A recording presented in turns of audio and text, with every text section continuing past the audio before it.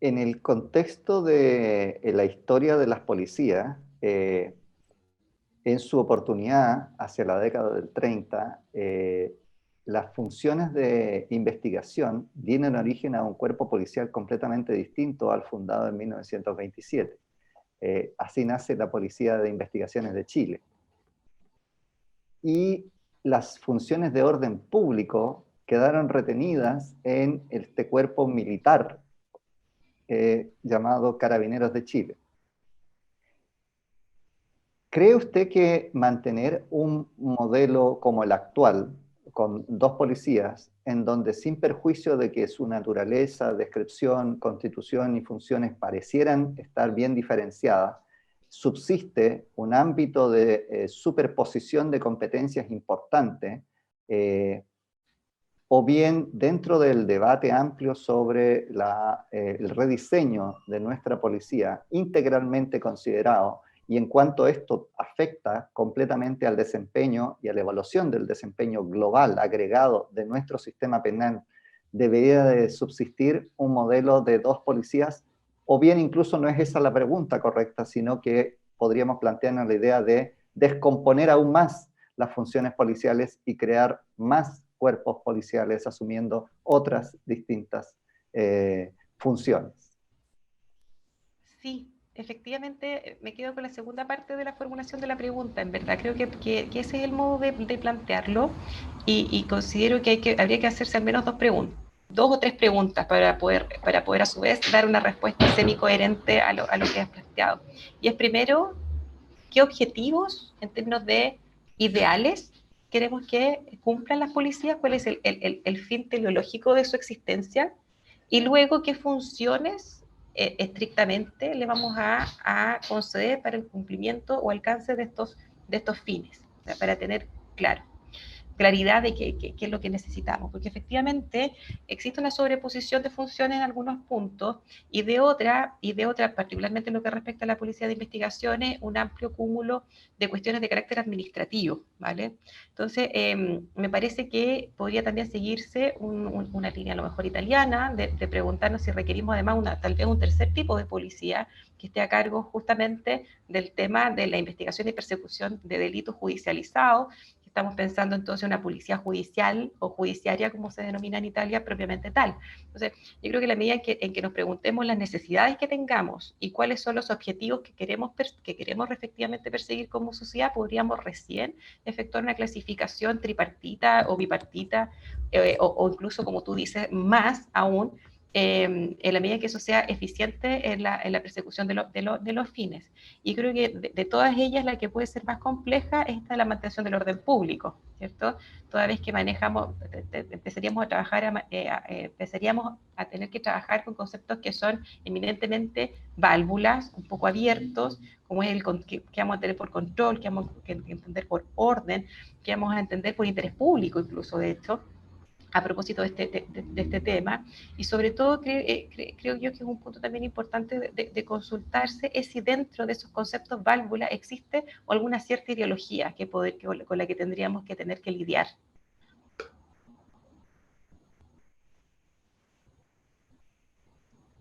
En este contexto, y aprovechando que usted ya lo ha mencionado, en esta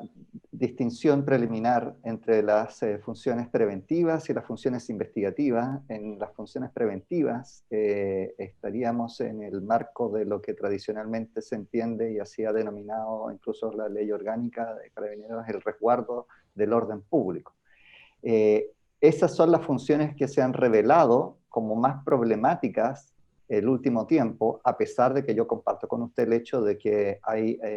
enorme cantidad de información y antecedentes muy serios para dar cuenta de que problemas estructurales se revelaban ya como sistemáticos muy profundos desde hace mucho más tiempo atrás que solo los que se han verificado a partir de octubre del 2019. Pero en este contexto del resguardo del orden público y desde la perspectiva procesal, ¿cómo podríamos evaluar el desempeño de la policía para efectos de tratar de tomar decisiones en el momento en que se están llevando a cabo actividades tan disímiles como lo que podría ser el ejercicio legítimo de un derecho, cual es el de reunirse, manifestarse, expresar opinión, ¿cierto? Cuando en el contexto de tal ejercicio legítimo de un derecho comienzan eventualmente a verificarse infracciones de distinta envergadura que eventualmente pueden requerir la intervención e incluso el uso de la fuerza por parte de la policía. Este parece ser un punto en que no queda del todo claro que las distinciones y por ende el correcto, legítimo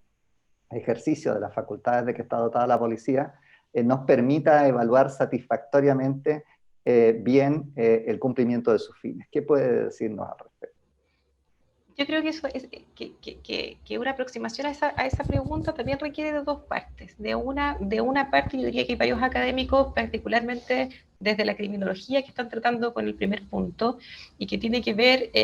primero que todo y antes que nada, con la transparencia de los protocolos, ¿verdad? Con la transparencia en acceder a la información y saber qué decisiones se toman, quiénes la están tomando para tener este determinado cuadro. Y eso exigirlo, digamos, en terreno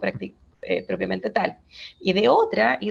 entran cuál es el control, ¿verdad?, que podemos tener desde la perspectiva procesal penal respecto a estas infracciones que en terreno se pueden estar cometiendo respecto de los protocolos. Yo creo que hay que separar esas dos cosas. Entonces, me parece que jurídicamente, en lo que respecta al primer ámbito, al control propiamente tal in situ, por decirlo de alguna manera, que es justamente la hipótesis ejemplar que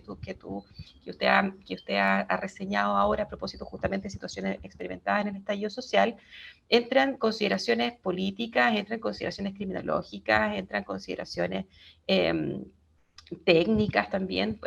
de varias áreas, ¿verdad? Por una parte. Pero lo que respecta a lo otro, yo creo que la mayor enseñanza que nos ha dejado este proceso es que hay déficit en ambas. Es la segunda parte, la relativa al control de ese ejercicio del control, ¿vale? Y ese control de ese ejercicio del control desde el punto de vista procesal penal resultó ser lamentablemente pobre. Y en eso tenemos que trabajar. Y la verdad es que me voy a referir a tres puntos, para dar cuenta de esa pobreza o de esa lamentable reacción del sistema penal para este tipo de control. Yo creo que a partir de lo sucedido no hemos podido dar cuenta que, en primer lugar, dar la decisión al Ministerio Público para decidir pasar o no a control de detención a una persona, o sea, para que la detención de esa persona sea revisada por un órgano jurisdiccional, es una cuestión que debemos de nuevo poner sobre la palestra. En su momento fue discutida, ¿cierto?, desde el punto de vista del artículo 7º, 8º del Pacto y la Convención respectivamente. Toda persona que es privada de libertad debe tener derecho a que se revise la legalidad de su detención, y lo cierto es que el artículo 131 del Código Procesal Penal, en la medida que le entrega esa decisión al ente persecutor, Ministerio Público, ¿vale?, plantea una tensión importante, ¿vale?, como primera cosa, desde la pobreza del sistema procesal penal para controlar esta forma de ejercicio del control. En segundo término, yo creo que también deberíamos cuestionarnos entonces ahora sobre los plazos. Efectivamente, desde los tratados internacionales nos dicen que inmediatamente, o en el tiempo inmediato, en el menor tiempo posible. Lo cierto es que también deberíamos volver a reflexionar sobre si las 24 horas efectivamente respetan ese estándar, sobre todo porque también hay evidencia que demuestra que justamente es en esas horas donde se pueden producir mayores atentados contra derechos fundamentales por parte de agentes del Estado, en el tránsito de la detención, justamente. De ahí entonces deberíamos entonces tal vez interrogarnos la existencia, lo he dicho también en otras oportunidades, existencia de tribunales de control de detención nocturno. O sea, hay que tratar de llevar a la persona inmediatamente sin que consideraciones logísticas, económicas, administrativas, de recursos materiales y humanos del Estado representen un argumento plausible, como segunda cosa, creo yo. En tercer lugar, parece ser también la necesidad de que los tribunales tomen, en general, estoy pensando tanto en tribunales de instancia como pueden ser los juzgados de garantía, tribunales de juicio oral o penal y tribunales inferiores, perdón, o los tribunales superiores, en el sentido de que toda infracción de un derecho fundamental, aunque no exista, digamos, muerte de agresiones sexuales o desaparecimientos deben ser apreciados con la seriedad que el caso requiere. Y de aquí lo digo porque pareciera ser que la herramienta del artículo 95, esto es el amparo ante el juez de garantía, resultó ser de escaso o nulo rendimiento en estas hipótesis, toda vez que a pesar de que, por ejemplo, se tuviesen antecedentes de que esa persona se encontraba mal detenida, la respuesta de los jueces de garantía al turno de responder frente a las solicitudes por artículo 95 eran básicamente dos. Bueno, primero, considerar que se cumpliese la obligación de estar pendiente del turno, como primera cosa. Y como segunda cosa, responder que la instancia para efectuar las alegaciones era el control de detención, cuando no sabíamos si esa persona todavía podía ser objeto de control de detención porque estábamos a la espera de la decisión del fiscal o no. Entonces yo creo que todo ese entramado que debe funcionar muy eficazmente en los primeros minutos, no en las primeras horas, por decirlo de alguna manera, desde que se produce el control policial in situ, es fundamental, y la verdad es que nuestra atención no ha estado en ese foco. Y digo no estaba en ese foco porque, bueno, hasta el momento los que eran objeto de esta circunstancia eran los denominados delincuentes o lo que la ciudadanía considera delincuente, y hoy en cambio estamos pensando que todos podemos ser posibles delincuentes y por tanto afectados por esta situación, y desde esa perspectiva entonces las prioridades cambian. Entre las observaciones que distintos organismos nacionales e internacionales de derechos humanos o que tienen dentro de su ámbito de competencia ver estas materias hicieron, varias de ellas apuntaban a los déficits severos de control interno y externo del desempeño policial, que podía constituir alguna de las variables a tener en consideración que explicarían eventuales violaciones a los derechos humanos. Podemos hablar algo respecto de la existencia y eficacia de los controles internos de los organismos policiales, pero en este caso, y enfatizando su visión,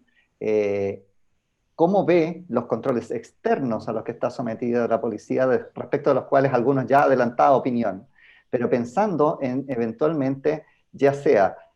enfocando la mirada en la policía o pensando en la necesaria reformulación de todo el sistema, revisitando los controles recíprocos que todos los organismos que son actores del sistema procesal penal deben de tener y deben de ejercer en los mejores términos posibles. ¿Qué nos puede decir al respecto? Efectivamente, yo veo una carencia importante de control externo de las actuaciones de la policía, ya desde su director o jefe directo, digamos, en materia procesal penal, ya desde el punto de vista de las atribuciones que puede tener el Ministerio Público para hacer efectiva el cumplimiento no solo de sus instrucciones, sino que también de otro tipo de protocolos,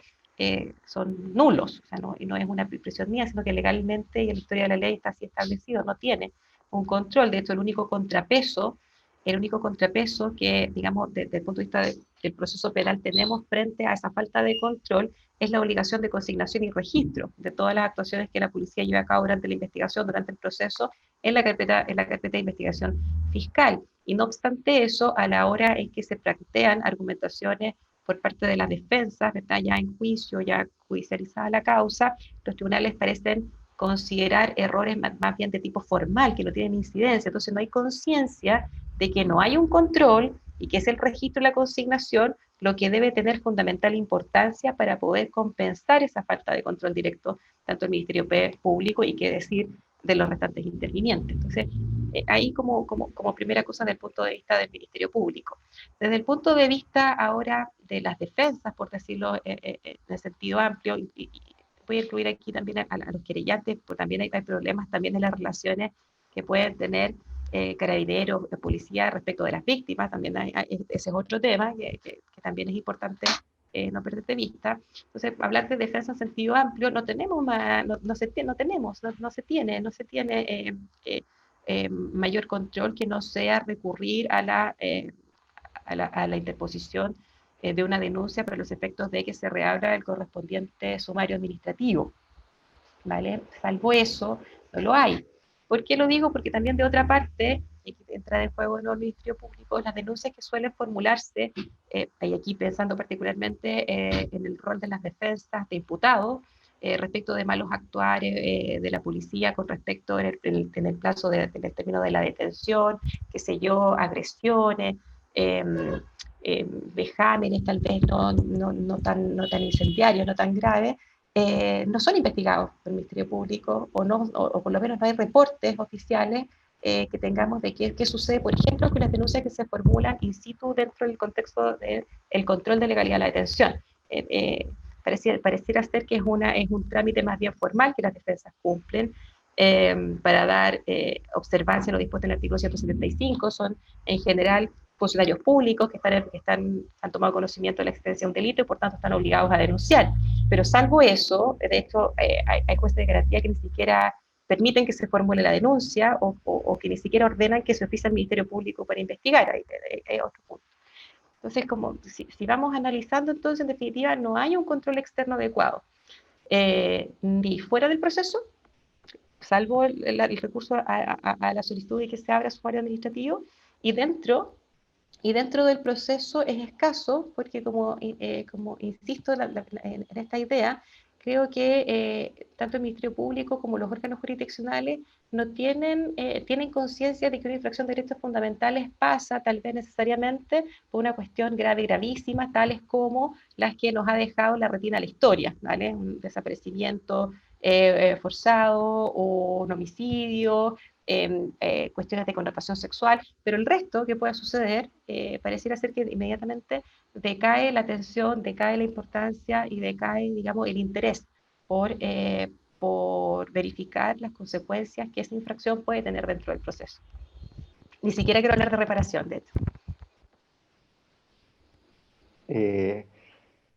Si pensamos que varias de las cuestiones que hemos examinado dicen relación con la capacidad de discernir,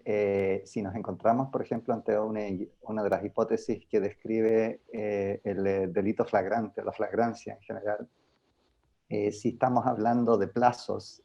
los plazos para poner a disposición del tribunal un detenido, si estamos hablando del ejercicio de las facultades de dirección de la investigación por parte del fiscal respecto de los funcionarios policiales, etcétera, etcétera. En ese contexto y tratando de ponernos en el escenario que somos funcionarios policiales, ellos deberían de estar dotados de una comprensión más o menos homogénea y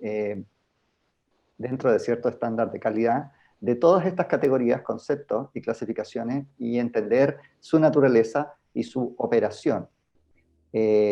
No cabe ninguna duda que tienen a su disposición una capacitación sobre los contenidos de estas materias más o menos suficiente como para descansar en la tranquilidad de que han sido puestas a disposición de ellos estas materias. Otra cosa es que tomen decisiones adecuadas conforme a la ley, que dice relación con la capacidad de interpretación de la norma. Siendo esa tarea ya difícil para quienes tienen como oficio el interpretar o aplicar la ley, ¿qué podemos decir respecto de la formación y capacitación de nuestros policías para que sean adecuados a las funciones tan críticas y que se les encomiendan en materia de administración de justicia? Efectivamente, creo que todos a propósito de este tiempo hemos estado revisando, efectivamente todos tienen programas de formación en penal, en procesal penal, sobre todo también en materia de derechos humanos. Efectivamente la formación parece ser que existe. El punto de esperar, que también se ha visto mucho en este tiempo, de que tal vez con más rigurosos cursos de ética que implique que el funcionario sopese el contenido, digamos, los indicios concretos del caso para poder tomar una decisión adecuada a los conocimientos que pedagógicamente se le han impartido, yo lo considero difícil. Fíjate, lo considero difícil no solamente porque está en cuestión el tiempo de preparación, la edad y la base previa, ¿vale? La base previa también, y creo que es un tema. Cuestión que tampoco se puede separar también de la estructura militarizada, particularmente el tema de Carabineros de Chile. Entonces, es poner en tensión dos cosas cuando primero hay que reformar la estructura para luego preguntarnos los aspectos pedagógicos y qué vamos a hacer para que tomen mejores decisiones. Muy a priori yo podría decir que yo creo que habría que reducir lo más posible el ámbito de toma de decisiones. O bien o bien dejar lo más transparentemente posible las consecuencias de una determinada decisión, decantándome incluso por esta segunda línea, ¿vale? Porque sé que la realidad, la práctica, el control de, no solamente de la delincuencia, sino que de distintas situaciones requiere de tomar decisiones, ¿vale? De un ámbito de decisión, ¿no? Lo comprendo, pero también comprendo que no va a haber no va a haber ningún tipo de cambio si no somos claros en las consecuencias que puede acarrear una u otra, ¿vale? Y desde esa perspectiva, entonces, insisto en que a nivel de código procesal penal y no solamente a nivel de protocolo, debiesen estar establecidas las consecuencias de esa toma de decisiones. Si no las patentamos, es muy difícil que logremos el cambio que ya no tenemos que esperar, sino que tenemos que forzar a estas alturas.